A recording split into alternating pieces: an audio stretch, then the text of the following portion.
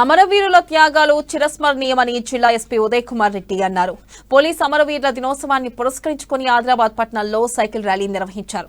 స్థానిక police headquarters లోని police అమరవీరుల స్తూపం వద్ద నుండి ర్యాలీ ప్రారంభమై పట్టణంలోని ప్రధాన కూడళ్లైన collector Chowk, NTR Chowk, bus stand, Punjab Chowk, Ambedkar Chowk, Gandhi Chowk, Devichand Chowk, one town police station, Vinayak Chowk మీదుగా ఎన్టీఆర్ చౌక్ లోని తెలంగాణ అమరవీరుల స్తూపం వద్ద ముగిసింది. ఇక ఈ సైకిల్ ర్యాలీలో 350 మంది పోలీసులు, విద్యార్థులు, ఔత్సాహికులు, ప్రజలు పెద్ద ఎత్తున పాల్గొని విజయవంతం చేశారు. అనంతరం గాల్లోకి బెలూన్లను వదిలి అమరవీరులకు నివాళులర్పించారు. ఈ కార్యక్రమంలో అడిషనల్ ఎస్పీలు శ్రీనివాసరావు, సమయంజన్ రావు, సిఐలు సురేందర్, శ్రీధర్ తదితరులు పాల్గొన్నారు.